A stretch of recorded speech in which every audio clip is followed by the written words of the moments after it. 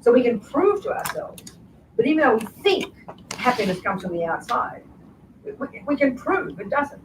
Because this one event, if you're miserable inside, even if you wake up one morning and you're not even sure why you feel miserable, you can't remember any bad thing that even happened, but you're really depressed. You have no logical reason. Even though it's a lovely day and the sun is shining and everyone's sweet to you, you will feel depressed. So it kind of we know already from our experience that the outside world isn't the main factor, but we are addicted to believing it when we don't notice the contradictions.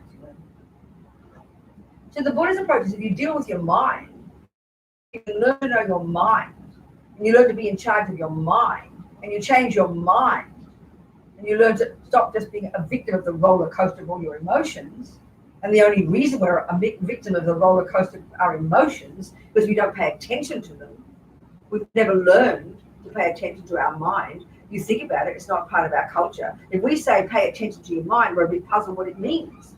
We'll visualize, we'll imagine a neuroscientist with a microscope looking on a brain. Oh, that's investigating your mind. No, it's investigating your brain.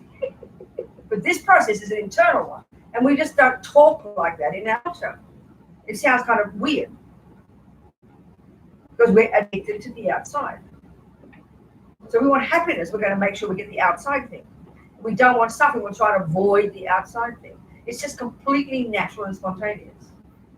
Then because the habit is so deep, and of course the Buddha's view is we didn't learn this from our parents. We came fully programmed with this tendency from countless past lives of the practice of it. We're so addicted to this approach that we don't even articulate it, we don't even notice. So to do the job that he is saying, which sounds simple enough, change your mind instead, it's the hardest job we'll ever do. Because it's simply because, not because in its nature it's difficult, it's because we're not used to doing it. I mean, we can see this. It's not complicated. And it's not religious. If you think, you don't have to be, you can be a communist and do this, This is not religion. The Buddha would say, look into the Buddhist approach as common sense.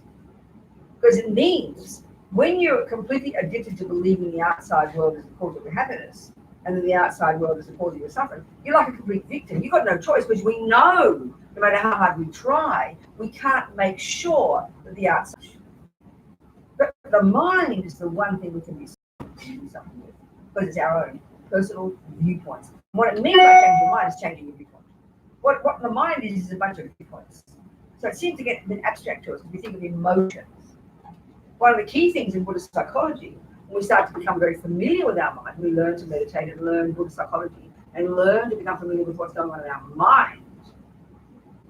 What we're going to see is beneath all the emotions, there's all these thoughts. But beneath with all the feelings we have in daily life, all the emotions we have, that's when our body's involved.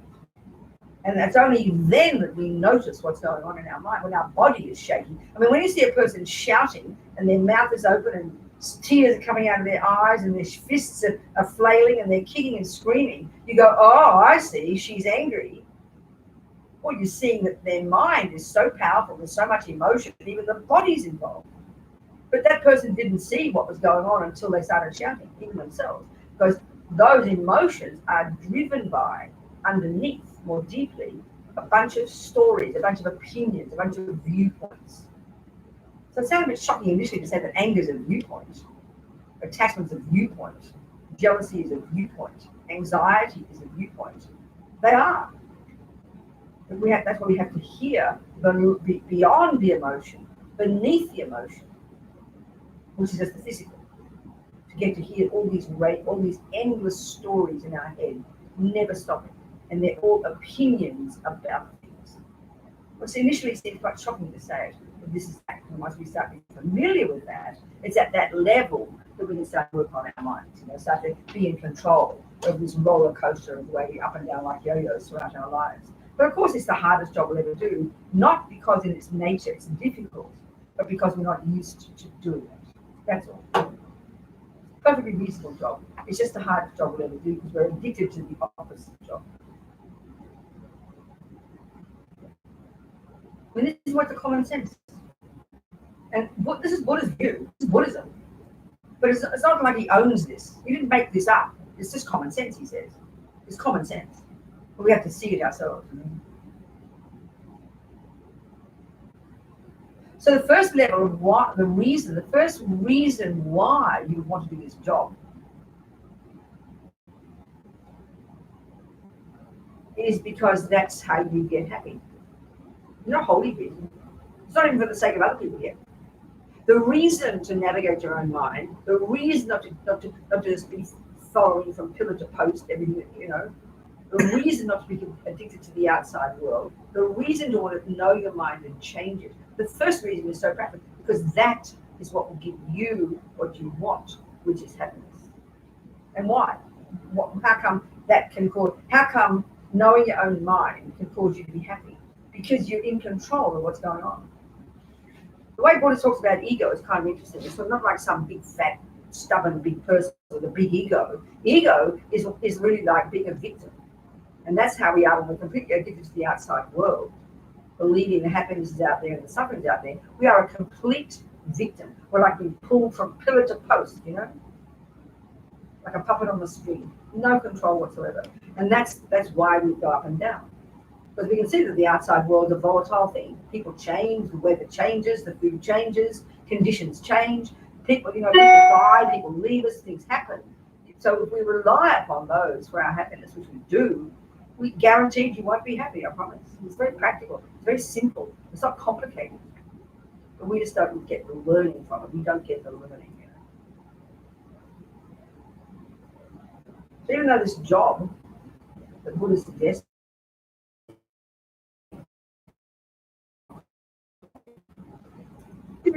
make myself go to sleep. It's the hardest job we'll ever do, And the point is also what's surprising about this. This is Buddhist spiritual practice. It doesn't sound like it sounds like common sense. If it's common sense, well, how can it be spiritual? Because we often put spiritual in the sky. So there's many ways of talking about this approach, So one of the ways is to understand this approach, we need to really understand the Buddhist model of the mind. The way the mind works for the Buddha, which is quite specific to Buddha, quite specific. And again, it's the most deceptively simple. The Buddhist model of the mind is the contents of our mind. The contents of our mind. There's thousands upon thousands upon thousands of thoughts in there. And the Buddha would divide them into three categories, no fourth category. There are those that are neurotic, I-based, fear-based, absolutely the source of my suffering. Distorted, disturbing, ridiculous, such as attachment, being angry, depressed, jealous, anxious. Simple words. Stuff we're so familiar with.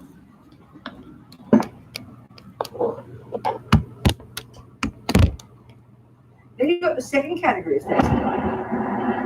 And they're the decent, they're the reasonable ones. They bring it all the way forward. All the way forward. Bring it like here. Put it like here.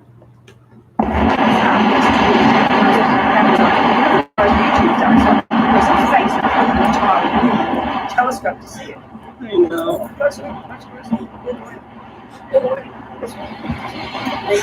Now you can see me. I mean, you don't have to look at me, but that's usually what movies do. You go close to the person's face. That's a bit better, except now it's like looking at my chin, looking at my nose, now you're looking at my nostrils. Everybody's listening to you. You know you're live. Oh, I'm on live, am I? Hi, guys. Yeah, exactly. Put it. That's right. This is called education. This is a school, okay? No, you need to be higher. It just needs to be hard, reasonable, yeah. That's how you learn to do it. You need to be reasonable. I mean, I could be that lower. It's better if I'm lower on the floor, but never mind. Too late now. That'll do. That's a bit crooked. Yeah. Hi, people. Streaming. It's still a bit on an angle, but never mind. That's okay. How do we know who's out there? Do people sending us messages? Yeah, we have 6 people logged in. Well, I'm happy to meet you, everybody. Little bit, there's nothing wrong. Good enough. Yeah. It's fine, darling. Somebody texted me from Australia. Oh, good. Okay, great. Australia's gone to bed. It's late. Okay, so the first category of the states of all these states of mind in here are the ridiculous, neurotic, distorted, disturbing ones. The second lot are the reasonable ones, like kindness, intelligence, patience, forgiveness, generosity. These qualities, these are simple words. But modern psychology doesn't talk so simply. We make things so complicated. And then the third category of states of mind is interesting. I like to call it the mechanics of the mind. They're all the quality, the states of mind that we need to function. Whether you're a murderer or a meditator, you need good concentration, don't you? Whether you're a sniper or, or whatever, you need concentration, good memory. There's many different states of mind that make us function and do whatever we're doing well, whether it's good or bad. This other lot have this kind of characteristic of being very neurotic, deluded, and the source of suffering, and valid and reasonable and positive and the cause of happiness. That's how they talk about them, which is not the way we talk in modern psychology. When we talk in modern psychology, we give names to sort of what we call mental disorders, and it's so kind of complex, and we keep coming up with new ones every day. Well, Buddha hasn't changed his tune in 2,500 years. There's no new ones they've discovered, So Buddha he narrows down all these thousands of ridiculous states of mind, the ones that are the source of our pain, the source of our suffering, and the basis of why we make a mess in our relationships. He narrows it down to 3. And there's a term they use in Buddhist psychology called the 3 poisons. Well, we can call them the 3 toxic emotions. A good current, it's a nice 21st century term. The 3 toxic emotions. Well, there's 3, there's a hierarchical relationship between them. And in Buddhist psychology, these are dealt with in incredible depth, And we learn to become deeply familiar with the workings of these 3 simple sounding states of mind, because they go to very deep levels. We have to sort of layer upon layer, peeling the onions away, the layers of the onion, because they get to a very subtle state. But these 3, if we can understand even 2 of these, we'll really know what Buddhist psychology is about. We will really understand Buddhist practice in the most simple, down-to-earth way, So the first of these, the main one, the root one, and there are different terms they use. One word in the Buddhist literature, which is a very old-fashioned word, is their afflictions, which really means a problem. They're problems, they're sufferings, and they're mental sufferings, they're mental problems. So the root one, the main one they talk about, and this is quite subtle, we probably won't talk about that tonight. It's the root of it, and it's so deep inside us, we don't even notice. And that's this really deep, wrong sense of self. We have this really ridiculous, neurotic, wrong sense of a separate, concrete, miserable me. And it's deep in our bones. We don't even have an equivalent of this in modern psychology. On the basis of this, then the main one next after that is one called attachment.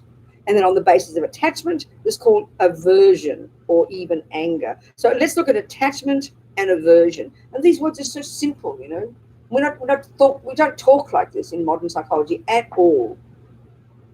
But when we understand these 2, attachment and aversion, that can take years. Know the words first, know the theories first, and then through becoming your own therapist, as Lama Yeshe would put it, more and more, ever more deeply, becoming familiar with the workings of your own mind. We're going to see how deep these go, and we'll be able to do the job of changing our mind, because they are the source of all the other rubbish. The anger, the jealousy, the arrogance, the low self-esteem, all these words we're so familiar with. So then what's attachment? Well, it's this it's multifaceted. The first level of it, you could say, so deeply instinctive in us, is this deep kind of feeling of dissatisfaction, of never having enough. I'm not enough. I don't have enough. No matter what I get, it's not enough. No matter how much my boyfriend tells me he loves me, it's never enough. No matter how much I achieve, it's never enough. No matter how much weight I lose, it's never enough. No matter how much I change the shape of my breasts, it's never enough. No matter how much I look in the mirror and fix my hair, it's never enough. It's just always, like, as we call it, the half glass always empty. It's just this energy, this constant assumption of dissatisfaction. And it's very unhappy. It's not happy. Clearly, it's not happy. That's the energy of attachment. So naturally, what that gives rise to is the next level of attachment, which is this kind of emotional hunger. Because if I never feel I've got enough or am enough or have achieved enough, I'm always going to be searching for something more. It's kind of obvious. So that's the obvious level of attachment, is this emotional hunger. I'm looking for something out there, such that when I get it, it'll fill up the gaping hole. This is a really obvious level of attachment in an emotional way and this is completely instinctive. No one had to teach us this. We get born with this, Buddha says. from practicing it in past lives, basically. We come into this life fully programmed with these ancient tendencies. The next level of attachment is then what it does when it gets the object, whether it's the boy, the cake, the handbag, the new job, you name it. Then the next function of attachment is to over-exaggerate the deliciousness of the object and the role of that object in making me happy. So then all this is all happening spontaneously, and it's deep, deep and instinctive, you know. And so then, of course, especially when it's the person or anything, when you get the object and you over-exaggerate its deliciousness, you totally expect it to bring you the happiness that you're convinced it will. And then, of course, when it comes to people and things, the next level of attachment is this intense possessiveness. This is mine, you know. So there's a whole spectrum of qualities that this simple word attachment has. And this is deep in our bones. And the Buddha would say, effectively in daily life, this is the source of our misery. So on the face of it, it doesn't seem evident at all. It seems so weird. It just doesn't seem to make sense, you know. We can't hear it properly. But that's the Buddha's view. And where does he come from? Where does his view come from? He didn't make it up. It didn't come from on high. He's observed it in his own mind. That's the expertise of Buddha. And this is where we need to understand all this information is coming from. This person who lived in India 2,500 years ago, where did he get it from? Well, he'd come out of this amazing tradition before him, for a couple of thousand years before him, these incredible Indians, you know, who they're the ones who created this amazing meditation technique that's known in the world today as mindfulness meditation. But, you know, it's actually called samadhi, is an ability to get this really subtle state of concentration. I mean, these incredible Indians, I mean, you know, like I always say it, in our modern Judeo-Christian world, we know nothing about India, absolutely zero. So certainly if you've got European-based, you go back to the Greeks, you know, we think the Greeks are the ants' pants. You say that in America? The ants' pants? You don't say that? Isn't that funny? Think of the ants' pants. It's ridiculous. So we need to understand attachment. So this is the point. Attachment is like this emotional hunger. It's the way to really encapsulate it. This constant, and even it's very deep. It's like a constant assumption that I must get what I want every second, because it's very intensely self-centered. This is where it seems a bit sort of, we get guilty when we hear this. It's just this deep emotional hunger in us that's completely spontaneous, completely instinctive, completely practiced, you know. And its assumption, essentially, its assumption is I must get what I want every second, or I must get only the nice things. And of course, the nice things are your view of what's nice, you know. So we all know in our lives, we build up very strong opinions from the time we're tiny about what we think is nice. We like that cake, this shape, that color, that kind of person, that kind of music. We're very precise, isn't it, in what we like, what we think is good. So our attachment's job is to make sure it finds those things. That's what it does. And then now what happens when it doesn't find them? What happens when attachment doesn't get what it wants, which is actually 1,000 times a day? That's the third of these toxic emotions, and that's called aversion. It's a very simple word. Now, that too has got a whole spectrum. The obvious volatile level of aversion is called anger. Really simple. We get that one. Person shouting and yelling and screaming, having an angry fit. So anger is the response when attachment doesn't get what it wants. That's it. This sounds kind of brutal, because what I'm talking about here is what normal life is, finding what you like and avoiding what you don't like. We would just call that fine. That's just called life. So it sounds kind of brutal that Buddha's saying it's a problem. But this is the difference. It's in its nature, it's not a problem to enjoy chocolate cake and not enjoy carrot cake. It's fine to like, you know, Mexican food instead of Australian food, because you're used to it, or whatever. That you can have like and dislike. That's just the way worlds are. We have tastes, we have opinions. But our problem is these delusions, these attachment and aversion, over-exaggerate, give too much power to these things. So, you know, I used the example, I think, last night. Justin and I might decide, let's go and have a chocolate cake. Oh, aren't they nice? They like chocolate cake. Perfectly reasonable. If we're Tibetans, we'd go off and have some yak cheese. And if you tasted yak cheese, you'd faint. It's like a rock. It's like chewing a rock. The Tibetans love their yak cheese, you know? So we can all see we've got these different cultures, right? Australians love our Vegemite. And if Americans ever taste Vegemite, you know, it's this disgusting stuff, you know? We adore our Vegemite. So it's more to do with culture half the time. So it's perfectly fine to enjoy chocolate cake. And this is the point. We don't distinguish the difference between liking chocolate cake, we talked about this last night, and being attached to chocolate cake. This is the difference, and we can't tell the difference. And that's why this job is so tricky. So like I said yesterday, when we go off and order our chocolate cake, just looking like we like chocolate cake, completely innocent. Now look what happens when the carrot cake comes instead. And that's the test. So like I said last night, maybe he goes, that's cool, I can handle carrot cake, which means he doesn't have much attachment to chocolate cake.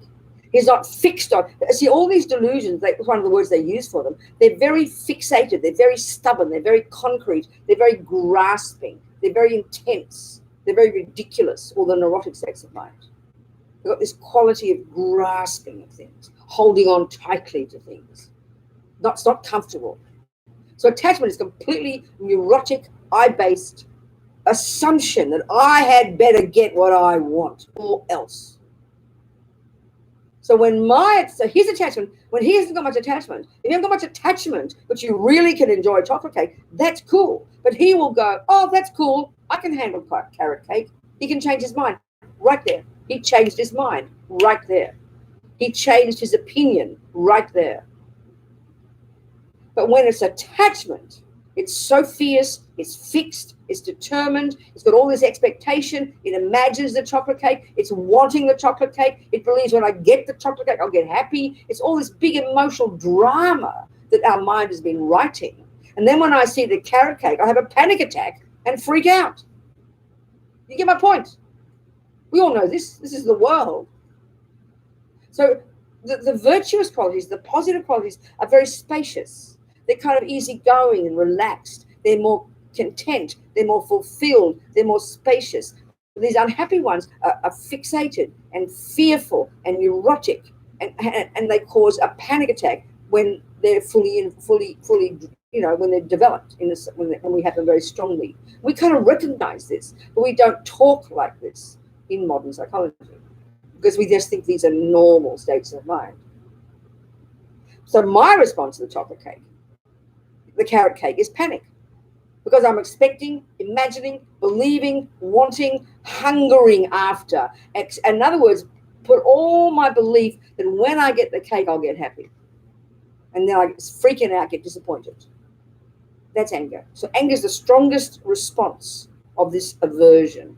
It's got a whole spectrum of responses. Now, some people might not shout and yell when their attachment doesn't get what they want. They might just get a bit upset or frustrated or annoyed or irritated. They are mild versions of anger, actually. And we all have 1,000 episodes of those a day, but we don't pay attention. And because in the Buddhist view, it's very interesting, Buddhist psychology says every tiny thing we experience, one Lama said it's like we're shooting a movie all day. Everything we experience through our senses, everything that occurs in our mind, everything gets stored as memories. Nothing goes astray. And then everything also stores as habits. So if you're driven by this attachment since the time you wake up in the morning, not even noticing it, and then, then suddenly the husband doesn't do what you want. The kid doesn't do exactly what you want that second. The traffic is busy. The lights are red. All the time you're having attachment to get everything to be nice. Then suddenly the opposite comes. Well, you get annoyed, frustrated, irritated, upset. You don't think that's anger. You just think it's kind of like called mild. But it builds up. It builds up. It builds up. It builds up. By the end of the day, the straw that will break the camel's back will be the smallest thing that someone does, and you have a mental breakdown. Because we don't pay attention to this process. And because everything leaves an imprint in the mind, everything leaves a tendency in the mind. It's very intricate the way Buddhist psychology talks about it. So we have to learn to know our own mind. That's the solution. So we can be aware of it before it vomits out the mouth. So that you're prepared for the carrot cake, you're prepared for the red lights, you're prepared, and they're the baby tiny things. When you can handle the tiny things, then you can handle the heavy duty things. Like the husband leaving you, the father abusing you, all other terrible things that everybody on the human planet experiences. Then you're ready for it and you can handle things. Because we're not familiar with our mind, we don't notice what's going on, we have no techniques, then we're just having these up and down like yo-yos all day. No wonder. And at some point we lose the plot completely. Because we don't understand our own mind. We just don't understand our own mind. This is really typical. Are we communicating here? Do we recognize? I think we all recognize. But part of the problem is too, when we hear the word meditation, we can get so cosmic about it. I mean, in Buddhism, and indeed in the previous traditions, what's your name again? Ashley. Ashley. It wasn't Ashley yesterday. It was. You Was didn't it? ask me my name yesterday. I didn't ask you. No. Oh, okay. Ashley. It was. Actually, It was actually yesterday. Oh, okay. Well, Ashley's a student of the Vedanta, which is the previous stuff before the Buddha. Buddha came out of that tradition and he diverged in his own direction, So there's amazing Indian views, these extraordinarily sophisticated viewpoints about the universe, about the world, about our potential, about the nature of self. It's extraordinary. I mean, modern Western, so-called Western people, modern scientific people, will be fascinated to study some of this stuff. It's so remarkable, But we're so arrogant in our modern culture, so arrogant, especially European, Judeo-Christian people.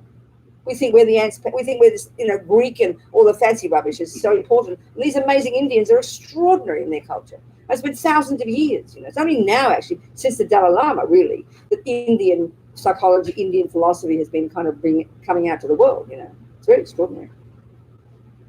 So Buddha's view too, and also coming from the Vedanta and all the rest, I haven't studied any of that.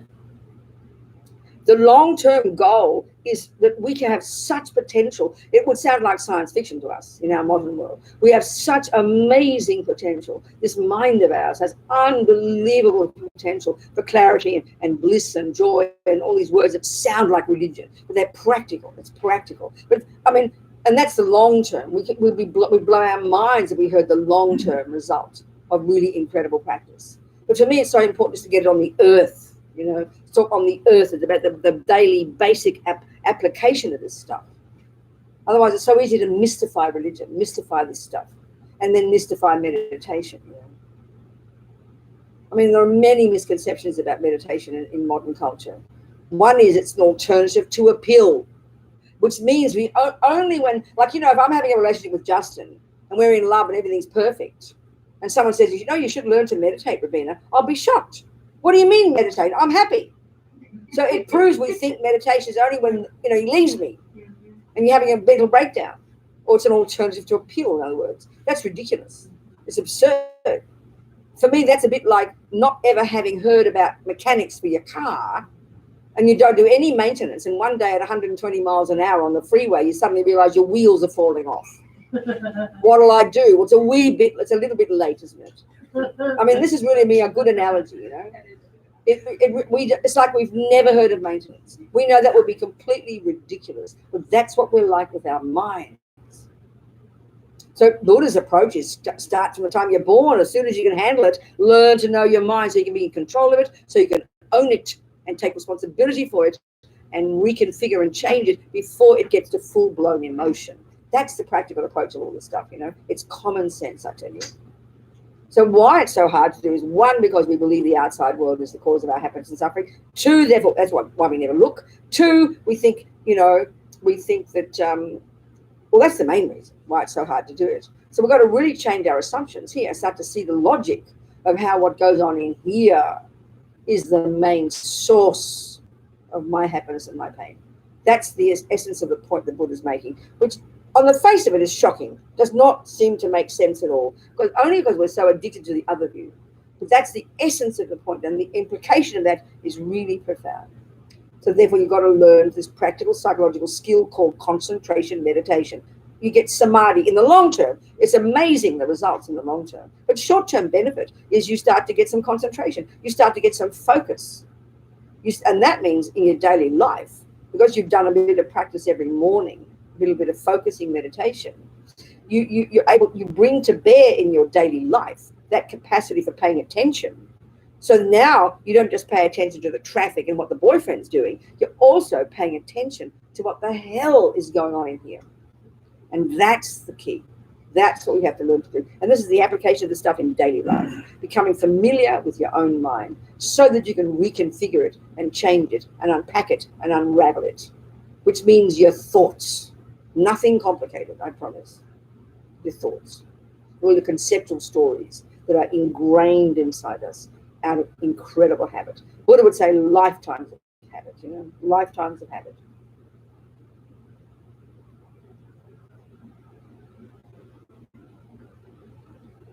So, like I said yesterday, Buddha's got a saying.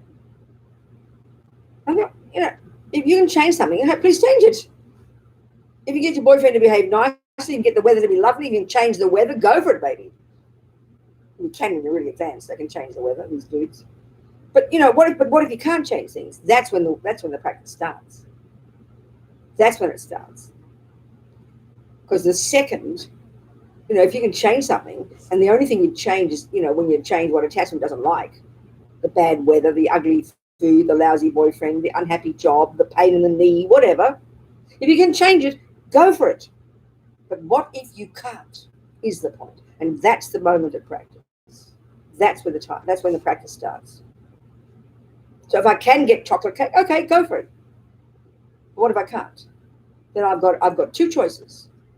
Enjoy the carrot cake or walk out the restaurant. There's two choices. That's it.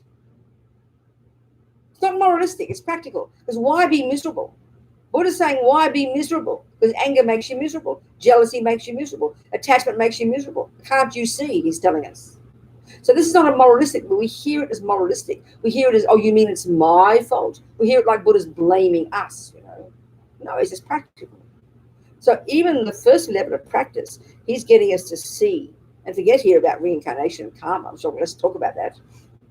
But he's getting us to see that what goes on in our mind, Tibetan's point here, what goes on in our mind, in our consciousness, in our thoughts and feelings is the key, what goes on here.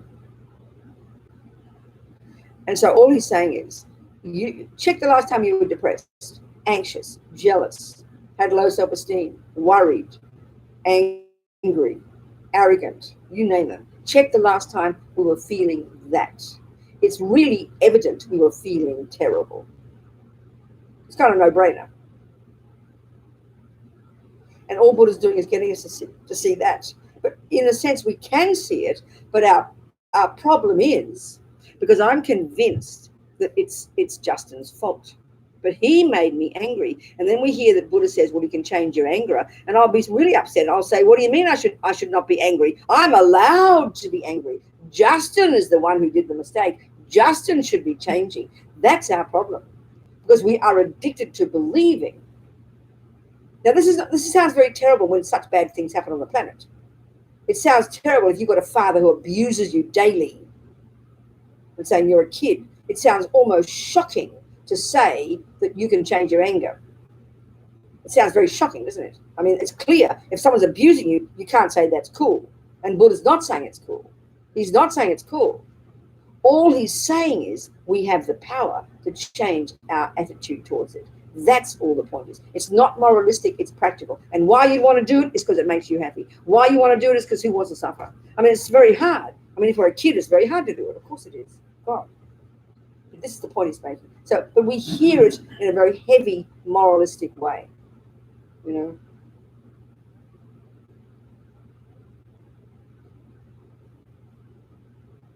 But I think even as when we're kids, we can be pretty amazing what we can do with our minds, when we understand things, right? Possible. Anyway, are we communicating here? So do you want to ask me some questions? I can talk about karma too, I know that's a big part of Buddhism, massive. But let me ask you some questions first. Any questions if you like. I'm happy just to chat away, I promise you. Yes, Horacio. You were talking, I'm really interested in observing the mind. Yeah. Actually, the question is, what is the mind? And you were saying that there's emotions, that linked to the body that. That's right. feeling Exactly. and Yeah. everything. And you also said under those emotions there's thoughts. Yeah, that's right. Exactly. That's the point. Can you describe more? Yes, I will. What it is? Yes, I will. Ursula. Good. Perfect question. Okay. Let's say I'm angry, and you can see it because I'm shouting and yelling, and spit is coming out the mouth, and eyes are wide, and then eyes are wide, and irrational words are coming out my mouth. We're kind of, she's angry. You understand my point? We can see that pretty quickly, can't we? So now, that's emotion, isn't it? We know that's emotion, isn't it? Now we also know that some people have angry thoughts, but don't have don't shout. Do you understand my point? Some people do not shout. They do not express it in their behavior. But if you ask them to write down their thoughts on a piece of paper, do you understand? And if you recorded my craziness and then you transcribed it, you'd have 2 pieces of paper, right? And you would read those pieces of paper. You don't have to hear shouting to recognize that those thoughts, wow, you say, these people are angry, wouldn't you? So what will those thoughts say? What will those words on the piece of paper say? Say some words that anger says. Express anger in words. What is anger saying? You are terrible and this That's is right. wrong. Precisely. How dare you do that to me? That's especially, how dare you do that to me? I don't deserve it. Would you agree that's the heart of the emotion of anger? It's like outrage. That especially if you're innocent, you did nothing wrong. We know the pain and the outrage of how dare you do that to me. Would you agree with that? Is that not, if you read those words on that piece of paper and you saw 6 exclamation marks, you could deduce the person's been shouting. You get my point? Well, the emotion is just the sound, the body, the heart beating, the eyes wide, the spit coming out. That's just physical. What's feeding it are these thoughts in the mind. What else would it be? They're thoughts, aren't they? How dare you do that to me is a thought. Would you agree it's a thought? Do you agree with that? Yes. Well, there's the answer. But we don't notice the thoughts until they come out the mouth. It's like not noticing that your car is collapsing and the wheels are falling off until it's too late. That's exactly the analogy. So when you learn to do some meditation, you learn to do concentration, this amazing samadhi technique, even a little bit. What you're doing is getting out of your own head for a few minutes, and you can't help but notice all the crazy thoughts. I mean, they're running from the second we wake up in the morning until the second we go to bed at night. It's thousands, and even in Western psychology, we say there's 1,000 thoughts a second. But they're kind of like, for me, it's like a bit like a football stadium. And a mile away, you hear this roar, and you know it's 50,000 individual voices all shouting, right? But it just sounds like a roar. That's our mind all the time. It's only when one of those voices is louder than all the others that we even pay attention. And that's when it gets to the level of the body. You with me? I know that we are not those thoughts because they arise. And they arise from previous ones. And I think it has to do with That's all it means. It's habit, darling. Keep it simple and call it habit. It's a habit. If I see you playing the piano and your fingers are whizzing up and down the piano and you're having fun and you're playing this amazing music, what's the main reason you're good at piano? What? I'm asking you. The practice. You've done it before. Like, duh, you know. You've practiced it. It's fairly obvious. So if a person explodes in anger, it's obvious it's a habit. And all the thoughts have been going on underneath, but because we don't pay attention, they're building up, you know. So we have all these, like all throughout the day, think simply an ordinary day for an ordinary person. We wake up in the morning with this deep assumption of attachment, and that's why it's hard to see it. It's not a conscious thought. I'm going to make sure I get what I want today. It doesn't say, we just assume we will get what we want. It's at the level of assumption. It's very subtle. And then the second you get the wrong sound, the boyfriend doesn't do this, the daughter does that, the traffic's wrong, you get upset. You're floating along, assuming I'll get what I want. And suddenly somebody hits you and you don't get what you want. And then you get annoyed. And then the next thing, and you get annoyed again. And the next thing, you get upset again. The next thing, you get frustrated. All that stays in there. It builds up. And then by the end of the day, you want to kill somebody. Because it doesn't just disappear. And because if you don't pay attention to it, Like you're noticing with the car over weeks, you're noticing weird sounds, but you don't pay attention to them. And then finally one day the wheels fall off. That's a bit late to notice the problems. You've had so many hints at the problems throughout your ordinary day of the mild things going wrong. But because we think it's normal behavior, we don't catch it and work with it. We don't get the learning from it. Are you hearing me? It's really practical. Now, let's say you're a person who doesn't shout and yell, then how does your thwarted attachment function? That ends up being profound depression. And you only notice that when you can't get out of bed one morning. Because again, you haven't paid attention to the things that have gone wrong throughout the day, the weeks, the months beforehand. We only notice this stuff when it's very gross and at the level of emotion. So you either can't get out of bed one morning and you discover, wow, I must be depressed, but it's been going on for months. Small moments of it, and it all builds up. You know, you hear about people suddenly killing their husband after 40 years. That means they've never paid attention to their mind. They've never noticed their attachment. They've never noticed their anger, and they're as surprised as everybody else. Oh, I just killed my husband. What happened? This is the proof of we're not aware of our mind. We live in denial of it, you know. It's not criticizing us. We should be crying with compassion for ourselves because we don't pay attention. This is such common sense, you know. And this is the practical level of it. I mean, as I said before, in the Vedanta and all the amazing Indian traditions and Buddhism, the levels of clarity and genius and brilliance and skill and bliss that we can accomplish are mind-boggling. We've got to start down here, though, at the basics, you know, got to leap into the sky. I mean, Buddha's got this incredible view of what we're capable of. Unbelievable, mind-boggling. It would be like science fiction for the West, you know. But we've got to start on the earth, right here, right now, with our daily life, you know. So what does that science fiction look like? Okay, I'll tell you what to be like when you're a Buddha, okay? You will hear it's science fiction. When you've fully developed your mind, when you've rid the mind utterly of all neuroses, when you've developed your mind to perfection of all the goodness and the clarity and the wisdom and the love and the compassion, your consciousness, which is not physical anyway, would no longer be confined by any space or time or matter. Your consciousness would pervade the universe. 1. 2, you'd have the wisdom that sees everything as it exists. You'd have omniscience. 3, you'd have infinite empathy for every single sentient being because there's no longer a sense of a separate self, as if they were all you. And 4, you'd have this infinite capacity, this infinite power to effortlessly do whatever it takes to benefit all the countless billions of sentient beings throughout the universe for as long as it takes, including the capacity to manifest this mind of yours in billions of forms through billions of universes for billions of eons as long as time exists. That's Buddha. Well, that sounds like science fiction, doesn't it? And it's the mind. It's psychology. It's Buddhist psychology. Same as what we were talking about last night. That's the long term. And that's where we love to talk about religion in this cosmic way. Excuse me, forget all that. Let's just get on the earth down to grade 1 first and do the job properly. But often we get into spiritual teachings and we leap into the big ether and go, wow, wow. I mean, many people, as Lama Yeshe says in one of his latest books on Mahamudra, which is a beautiful book to read, about meditation. Many people learn to meditate and end up in a psychiatric hospital because they think meditation is this wow, amazing, wow, wow, wow, far out. They lose the plot because they haven't got a clue what's going on. So that's why I almost emphasize being very down to earth about it. Do you understand, Ashley? Makes sense, doesn't it? Yes. What else, people? So if these thoughts that you say that come, you know, all the time, 1,000 thoughts a second, even modern psychology says that. Then you stop them, just like Darling, clearly that's not possible. Clearly that's an absurdity.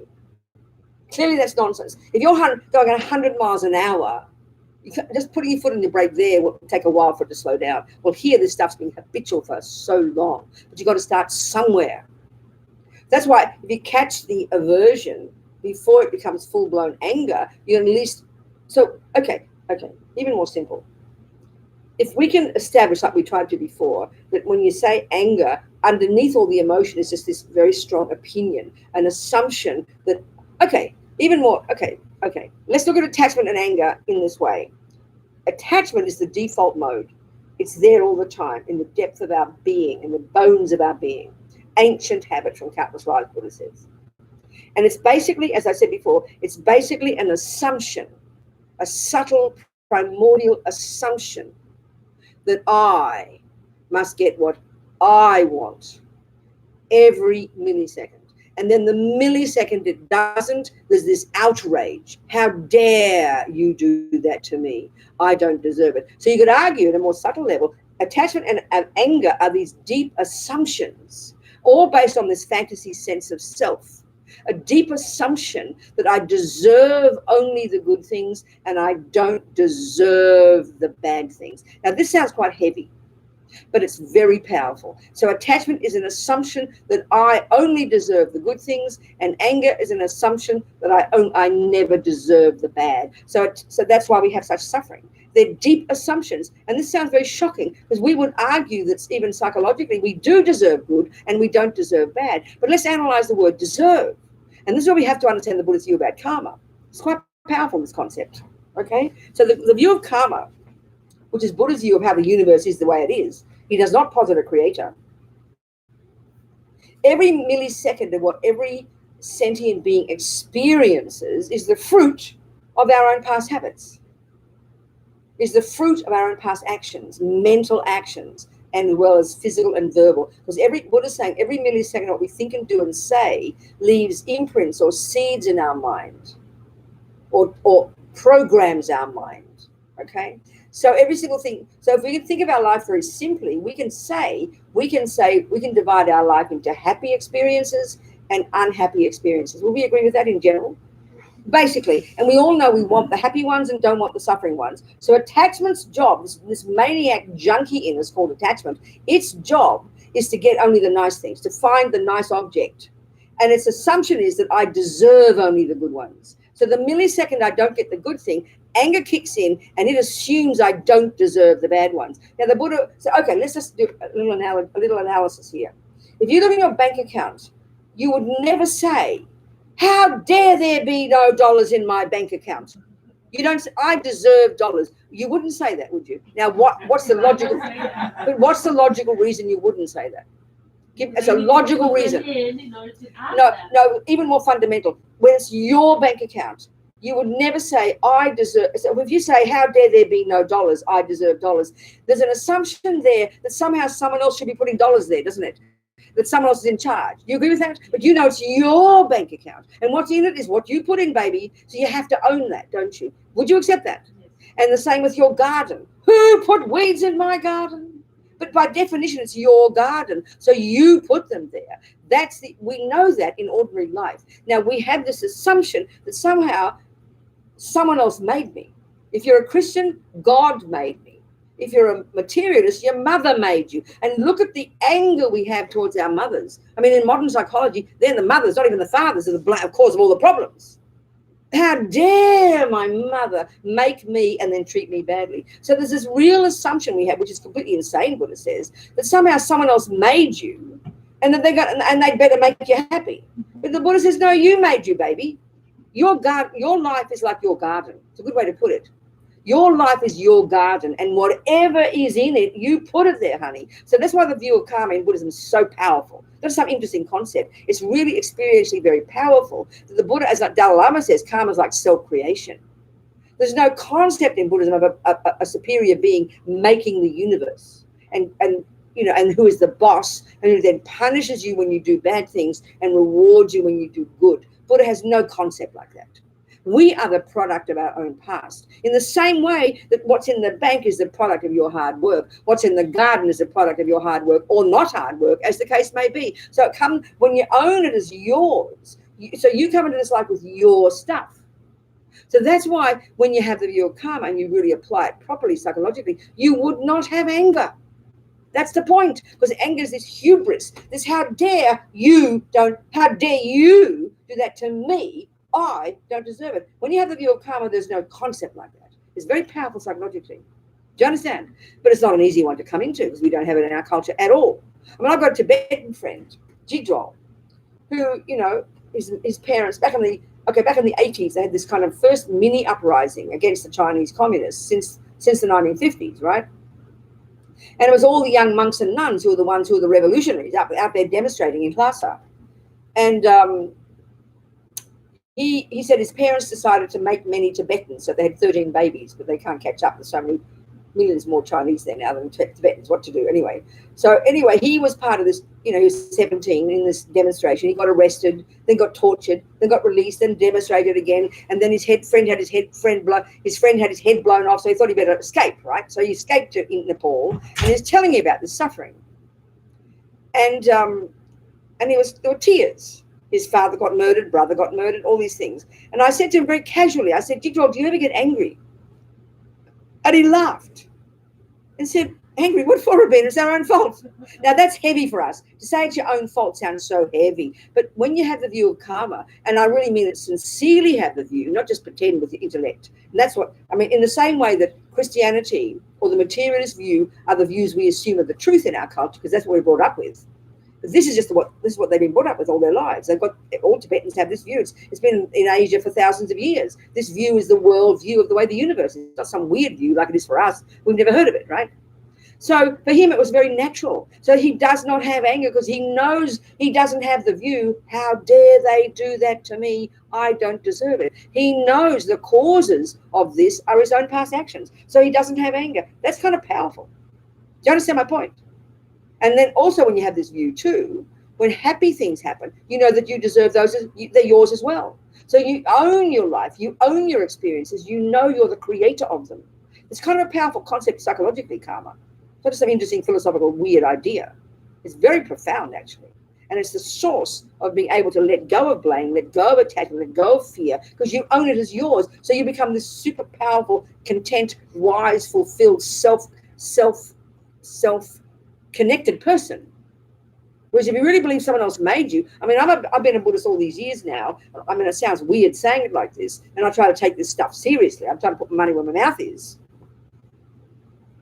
The more I hear about the concept, and I was a devoted Catholic, I'm not being rude, okay? If you have faith in a creator, don't think I'm insulting you, please.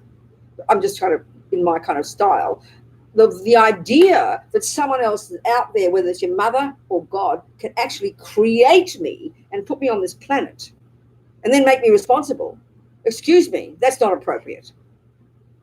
I mean, it's kind of, for me, it's weird that two nutty people who are wacko, my mum and dad, cannot go and make another nutty person and then throw me out and give me anger and give me depression and give me jealousy and give me anxiety and then blame me. I mean, what a demented view. I think it's the maddest thing I've ever heard. But it's the view we all believe is true. I know it sounds hilarious speaking it like this. It's just a scientific view. And we take it as a given that your mother and father made you. So that means they're responsible. They cause you to be angry, cause you to be kind. No, Buddha said. They gave you a body, aren't they kind? But the rest of it, you did yourself, babe. I like that view, I tell you. I find it very powerful. Are we communicating, people? I don't know if you've thought of karma before, but never mind. Now you've heard about it. Have you heard about karma before? Okay. I think it's great. I mean, I love it. I know when I first heard these Buddhist teachings, that was the piece that was missing in my life. I really felt karma was something very powerful. Maybe it's because I just like to be the boss. Because you're the boss. So there's no creator. So you're the boss. You create yourself. Life after life after life after life. What? Karma to me is very scary. Because Why? Because my anger manifests as depression, as Okay. I'm not working. But why is it scary? Because if I see the countless and countless negative activities that I even do not Okay. recall, Well, okay. I understand. and I understand, honey. I understand. So that's like saying, I'm scared of botany because what if I get all these weeds? Well, become a good botanist and you won't get all the weeds, honey. You're in control. You're still blaming something. You're ridiculous. What about all the good things in your life? You created those too. We only think of karma when it comes to bad things, which is absurd.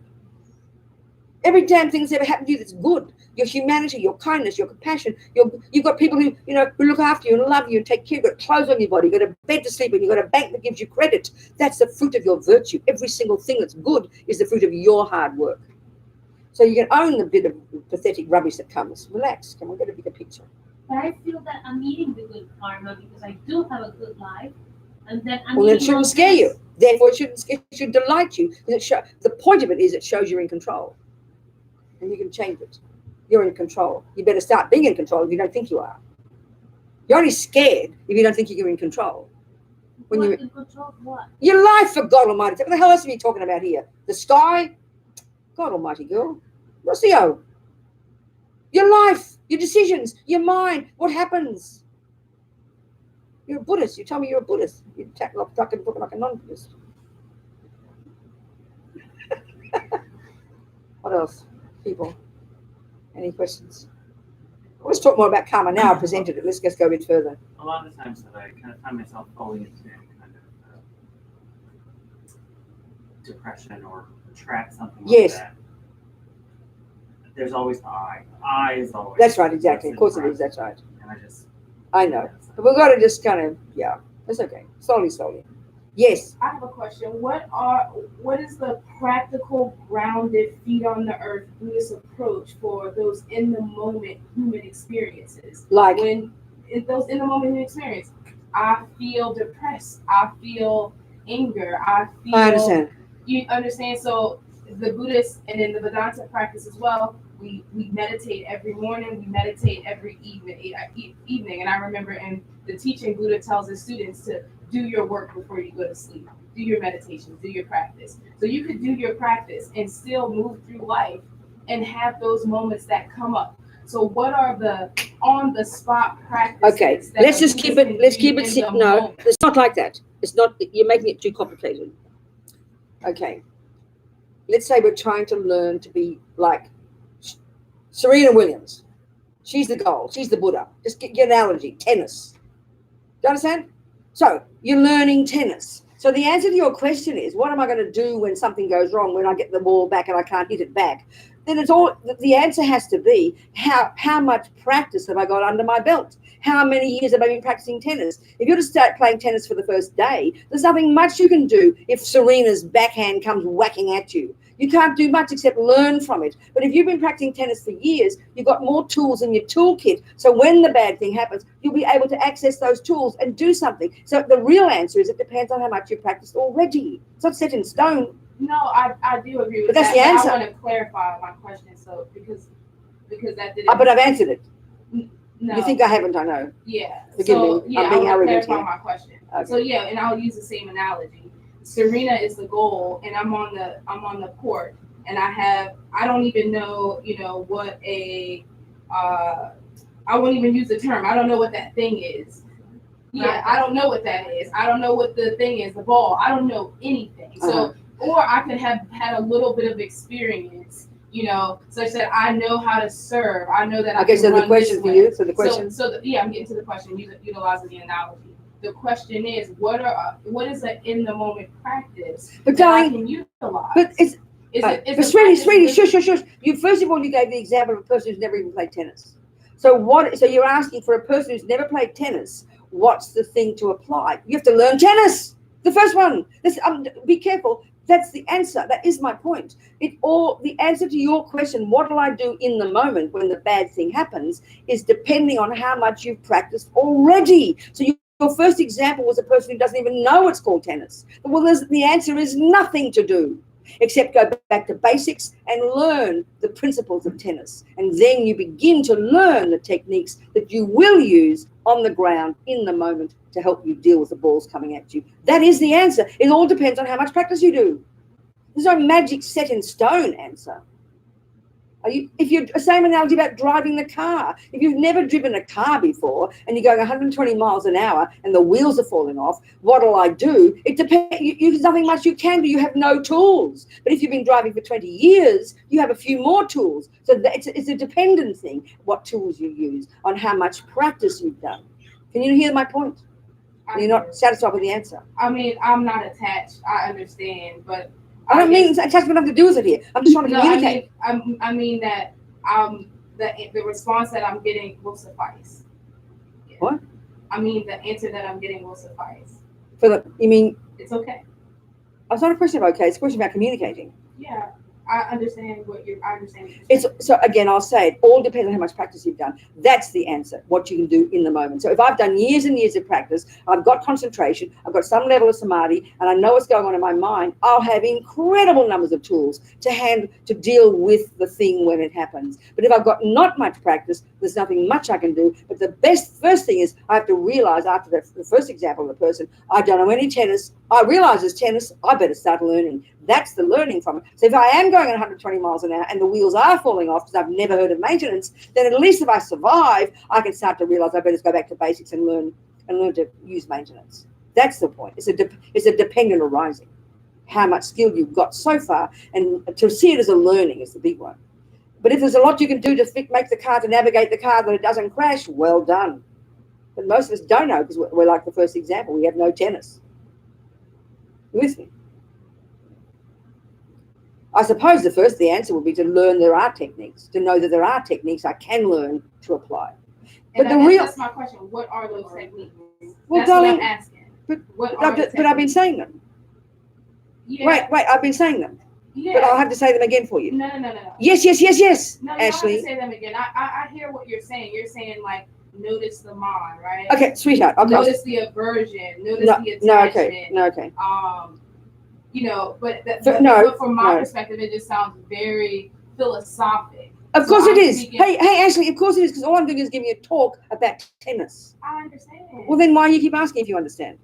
Because I was asking about the techniques.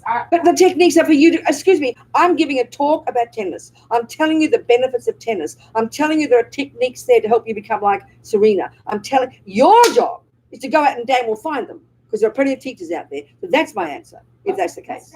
But another way to put it, darling, I'll say it again.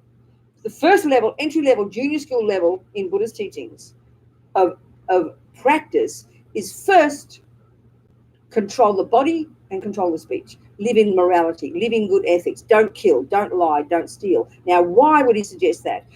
Because I like to think of it this way, because our body and speech are the first level of contact we have with everybody, isn't it? Our body and speech are very obvious. Our body and speech are like the servants of what goes on in here. So if what goes on in here is the main problem, it's too advanced to look at our mind first. So first control my body and my speech, and don't shout it. So the first practice is don't shout the anger out of the mouth. That already is so stupendously hard, it's hard to believe. Then I've got more space, I can get to do some meditation, I can sit out of my head for 5 minutes, get some focus, and then I'll be able to hear my crazy thoughts. And then the next piece, I would then learn the Buddhist model of the mind, which is the techniques of playing tennis. The Buddhist model of the mind is very distinct. It's come from these amazing Vedanta people. It's all there in the literature, how to learn what is anger, what is attachment, what are these states of mind, how do they differ. It's quite sophisticated psychology.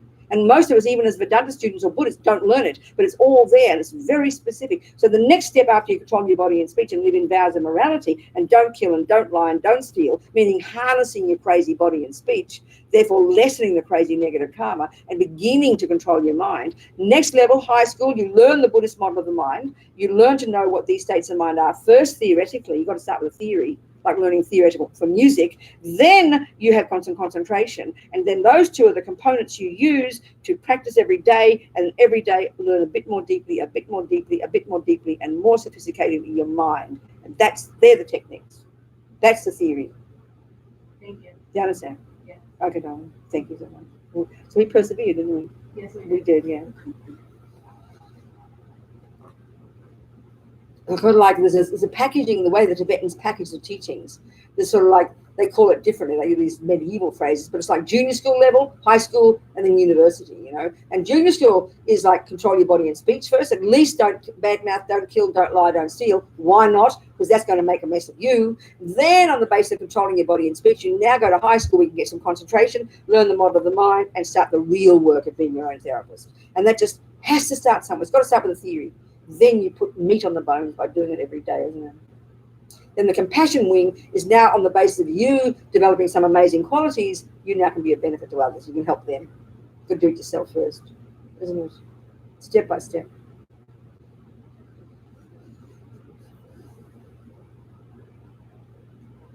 How do we celebrate our virtue without becoming prideful and arrogant?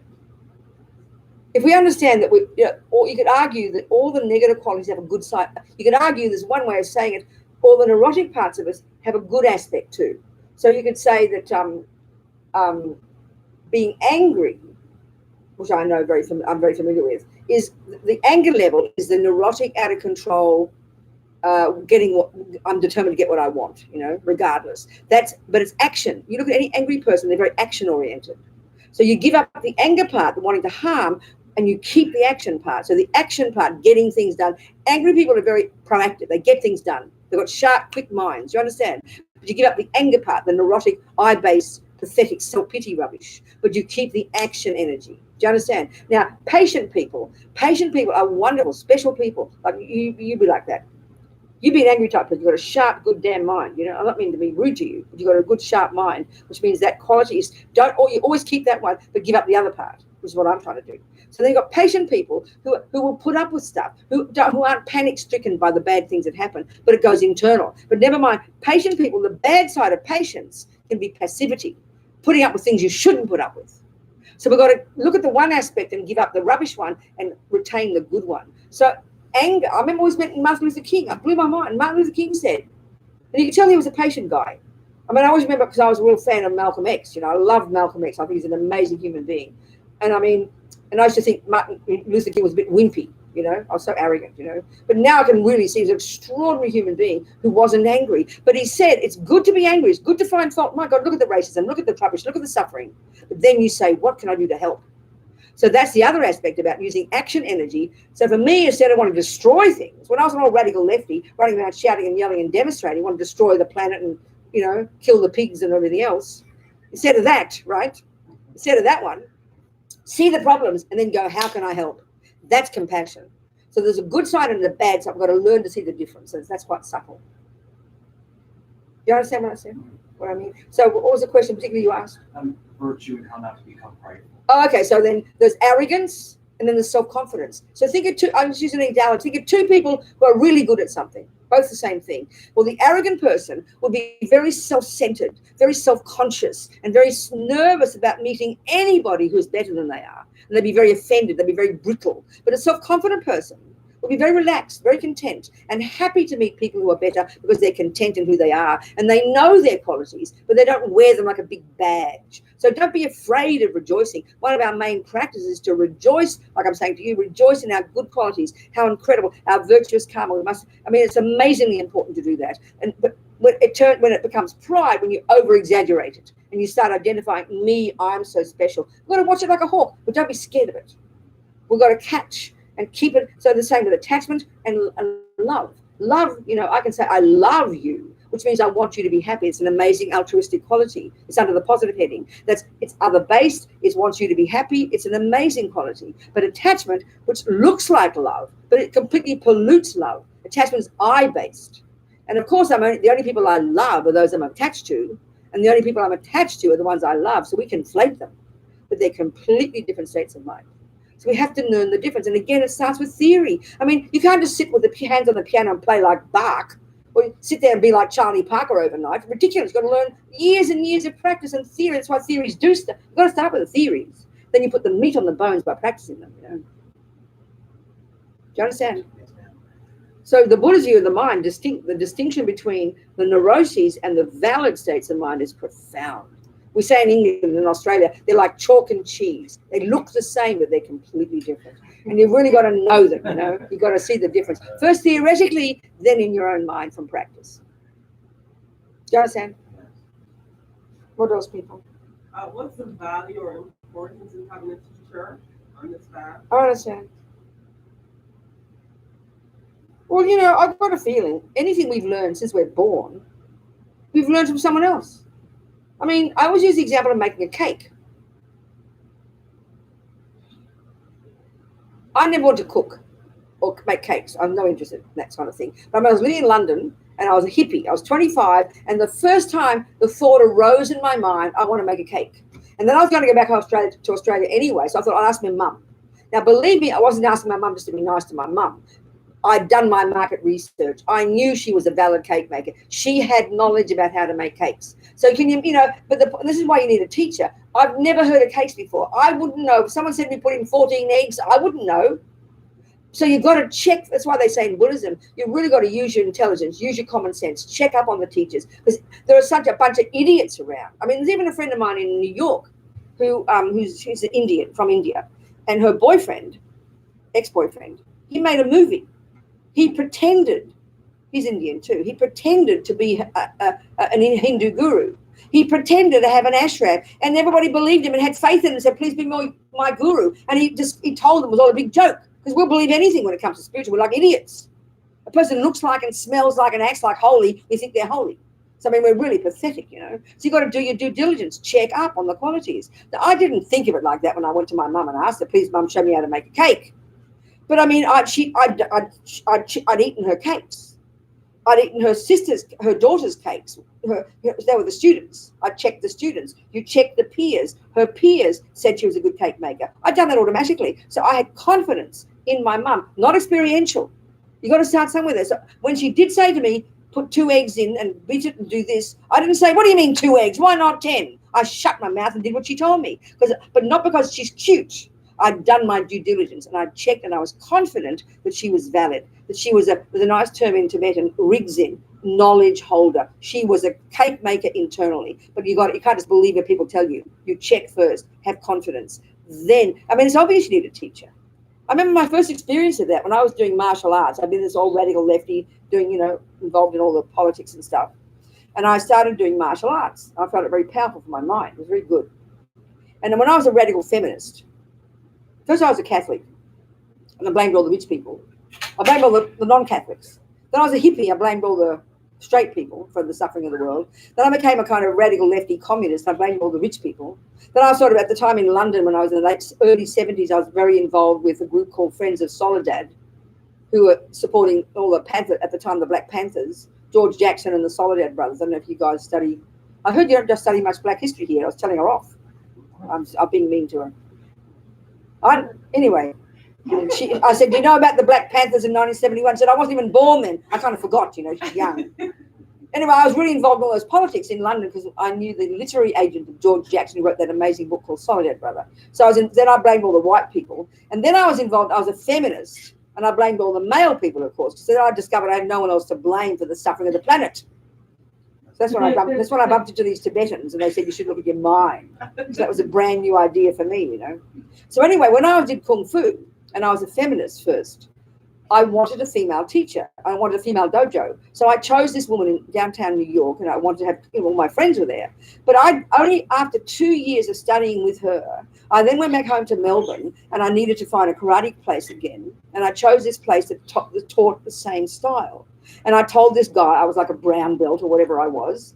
And he saw me in one class. It was a male teacher. So I made this big shift. I better have a male teacher. I couldn't keep hating half the human race, I was a really radical feminist. So anyway, I chose this guy, and I went into the brown belts, and he put me back into the white belts, and I was really insulted. But then I realized, that was when I first realized the importance of a teacher. I chose the teacher for the wrong reason. They were a great group, I love them, but she wasn't a good karate teacher, but I didn't know. So I learned, for 2 years, I learned rubbish. So he put me back in the white belts, and it was a big, powerful learning for my mind. I realized I'd chosen the wrong teacher because I hadn't checked.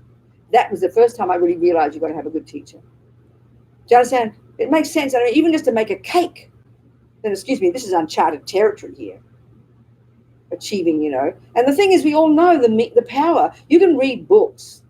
You can read incredible recipe books. You can read incredible music books. But until you have a human being embodying those qualities, standing in front of you, you won't really get it. There's something powerful about the human's transmission. It really makes sense, I think. It's practical.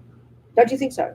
Because we're human beings. We have a heart as well. And there's a connection to have a teacher whom you've checked up on, whom you have confidence in, who knows your mind and can help guide you on the way. That's pretty tasty. I think we all need one of them. Do you understand? Do you guys have teachers as well? You have a guru? Yeah, a living one, a real person. Right here. That's good. Well done. You hang around them. You checked up? You got confidence? Yeah. Good. Okay, that's the way. Even just to make a cake, I learned that so well with my mum, Do you understand? Yeah. What else? How are we going? Yes, sweetheart. Do you think that there's much benefit in perhaps Western style psychotherapy? Also, when I've thought about that in the past, I understand.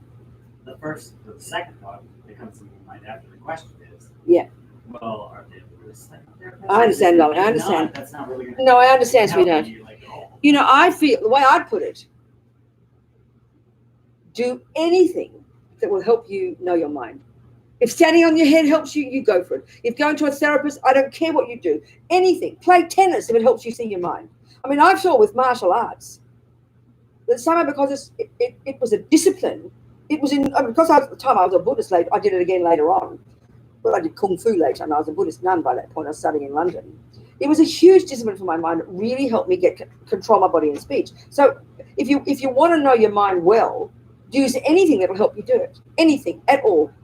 But everything's got limitations, I suppose, but you're in charge of the process and you get what you can from it to help you become more familiar to develop your own fantastic potential. I think I'd put it that way. Whatever works for you, honestly. But be aware of it and don't be foolish, you know? And choose, like in any case, choose the right person. I mean, I know some people who aren't good as, who are the best therapists I've ever met because of genuinely good heart, really skillful, really wise, intuitive understanding of human beings. And really, it's the good heart that counts. You can be a genius, but if you haven't got a good heart, you know, you've got to have the compassion with, you know. Do you understand?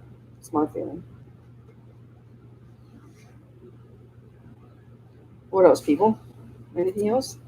I suppose I'm spending time to go. What time is it? You said that you were going to talk a little bit about karma. Oh, I did. Like Okay. All right. I'll do more of that then. reading. Okay, I can do that. Let's just say a few nuts and bolts about it, kind of details. Like I said before, if you want to look at our life, we can decide, we can say that basically we want happiness and don't want suffering. Keep it real simple, you know. And look, the ants and the monkeys is the same. Everybody wants the nice things and everyone wants good feelings and doesn't want bad feelings, basically. And even one way of framing the whole of Buddha's path is based on that concept. Everyone wants happiness, no one wants suffering. So, okay.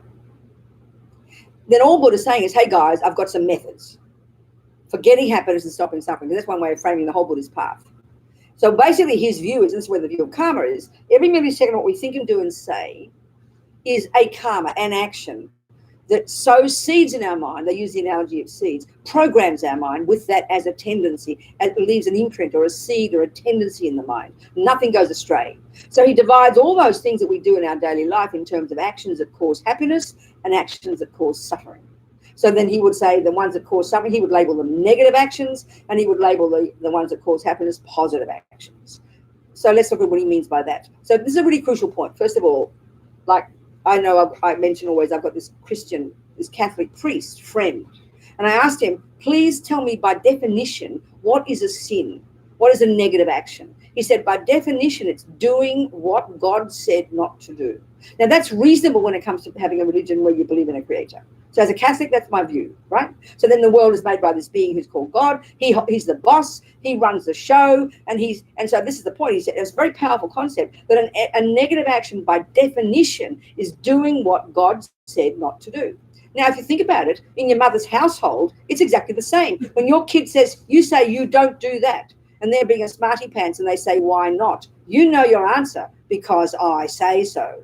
So that's our view of morality. So we've got this big view that sort of morality is this God or mummy or daddy or the police or the judge or some they out there squashing things on top of us, telling us not to do things. So if we get caught, we get punished. And if we don't get caught, we think, oh, I got away with it. That's our view of morality. That's our view. It's deep in our bones. It's a dualistic view. And for Buddha, it's nonsense. He says morality is a natural law that doesn't imply punishment and reward, that an action that would be labeled negative would be one that I do with my body and speech, but that is informed by a neurotic state of mind.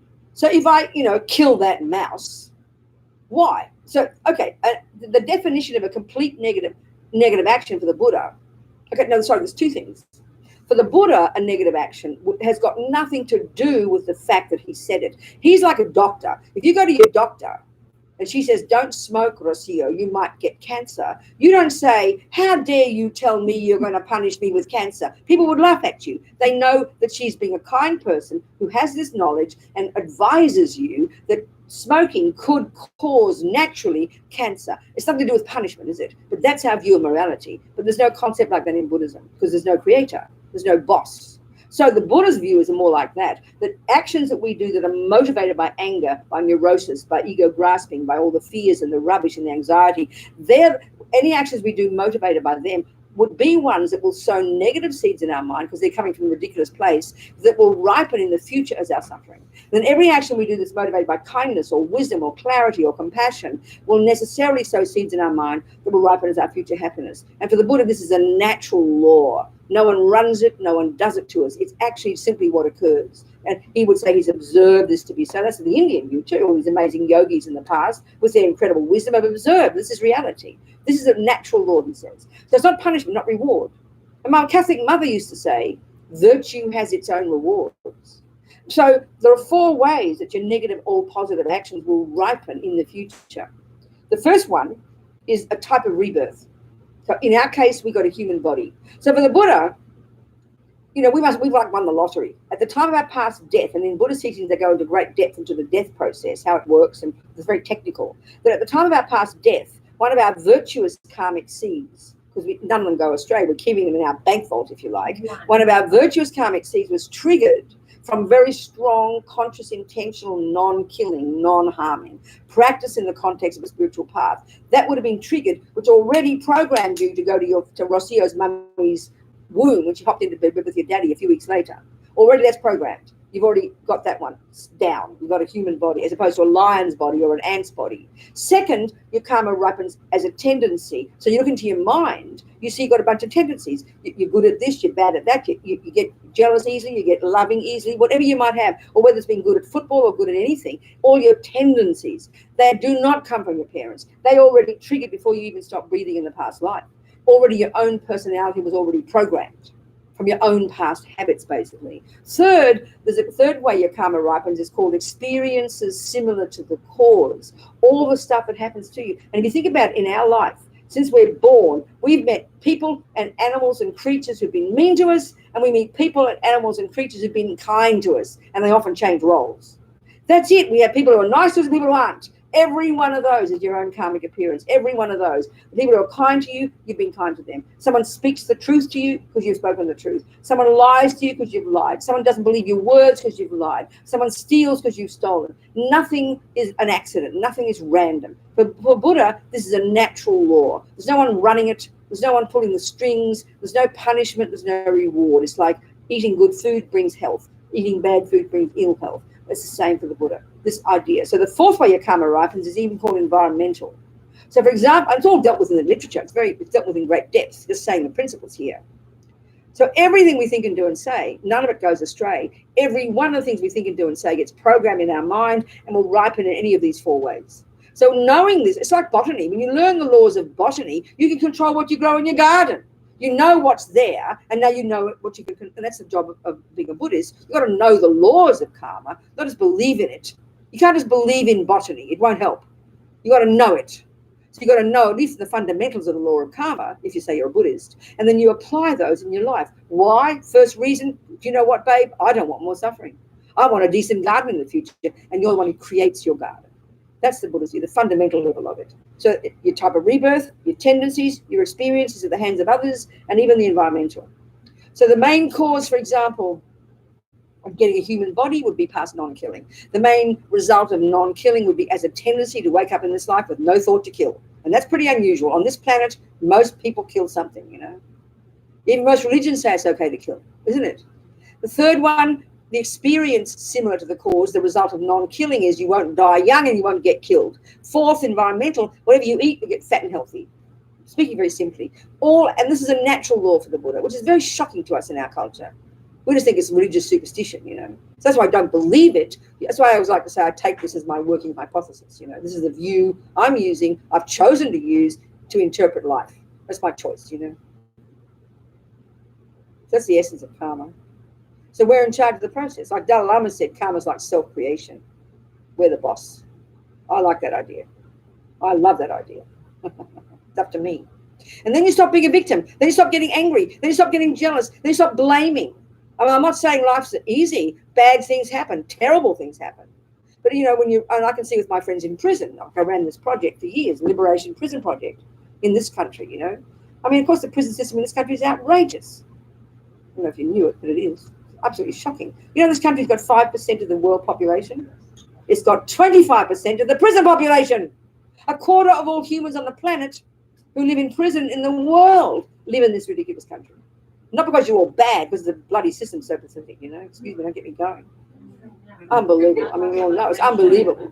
Have you seen that Netflix movie by that amazing woman called 13th? Yeah. You seen that? Have you seen that? You watch Netflix? You check it out. You're interested in politics or history? Yeah. Honey, you see it. It's mind-blowing. It's called The 13th. That amazing woman, she made, what's her name, that movie maker? Ava, that one. It's an incredible film. It just like sickens you. It's unbelievable. This maniac country, you know, this maniac country. I've got an American passport. I'm allowed to criticize. It's okay. Well, I got my passport. I told her, can I keep my other passports? Because I've also got Australian and British. And she said, we don't care how many passports you have, as long as you have allegiance for the United States. So I've got to try and feel like an American. I'm not sure if I succeeded yet. I'm not sure if I succeeded. I don't know. Should we be recording this? What? I know. I love America. I do. I've got to be careful. Maybe Mr. Trump will take away my passport.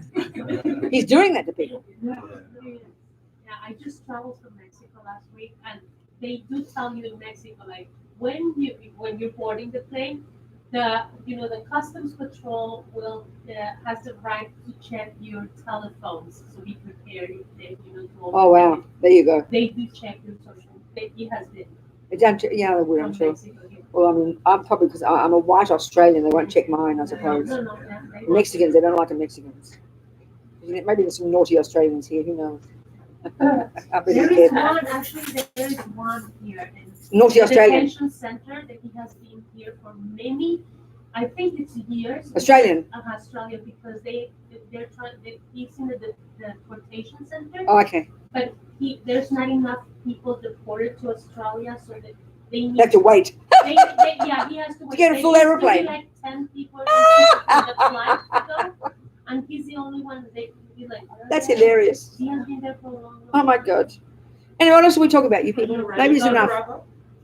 Okay, good. We'll wrap up. He said we were finishing at 8:30. 8:44. Oh my goodness, we went a long time tonight. So we finished that little prayer at the other end. I do like 2 bookends that hold up the thing.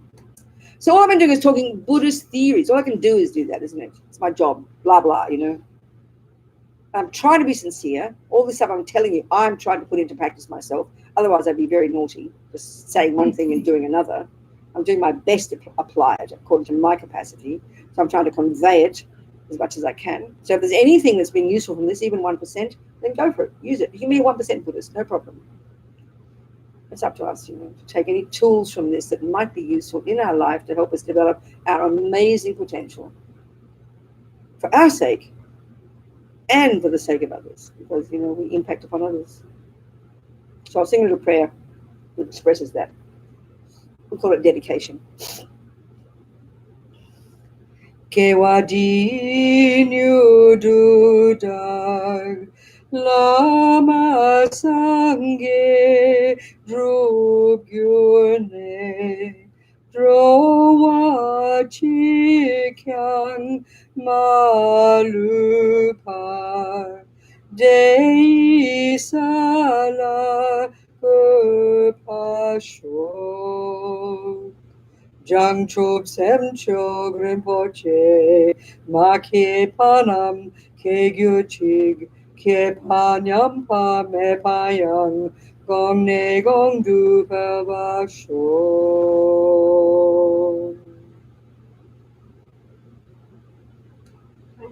Okay. Thanks so much, everybody. Thank you. Thanks, honeys, over there. 3 musketeers. All right. Goodbye, people. Thank you. See you later.